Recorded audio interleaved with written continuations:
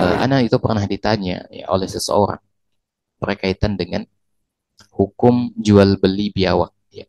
Karena memang ada sebagian eh, di daerah, beberapa daerah itu kan biawak itu bisa menjadi hama ya, terutama karena biawak itu termasuk di dekat tempat Anda kan itu ada rawa-rawa gitu, ada rawa-rawa, dan di situ ternyata menjadi sarangnya biawak.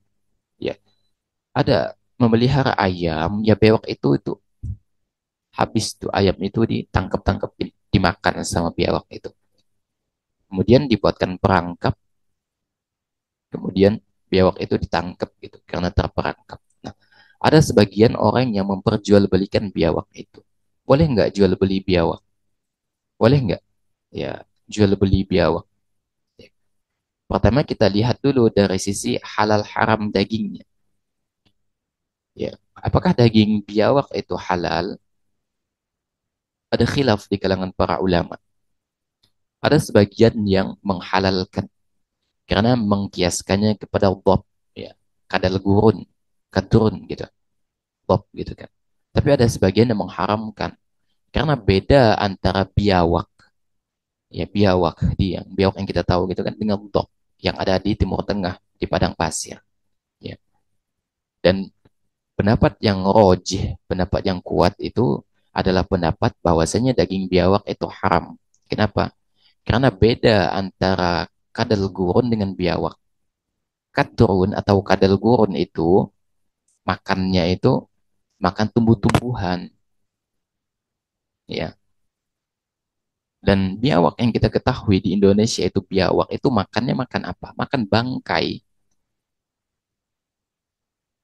Kemudian biawak di Indonesia itu juga punya punya taring sehingga bisa disebut sebagai binatang buas. Dia punya taring ya, untuk mengoyak daging begitu. Bisa sehingga tergolong binatang buas. Sedangkan bob atau kadal gurun itu dia nggak punya taring. Dia hanya punya gigi yang digunakan untuk mengunyah tumbuh-tumbuhan, dedaunan begitu. Sehingga secara fisiologis berbeda antara bob dan biawak. Ya, beda. Sehingga pendapat yang paling roji itu adalah bahwasanya daging biawak itu adalah haram. Ketika kita sudah mengetahui bahwasanya daging biawak itu haram, maka apa hukum memperjualbelikannya? Haram, ya haram, gitu kan? Meskipun nanti yang akan digunakan misalnya kulitnya itu keras digunakan untuk sepatu, misalnya, Anda nggak tahu juga apakah ada begitu. Digunakan untuk sepatu, dompet, tetap nggak boleh.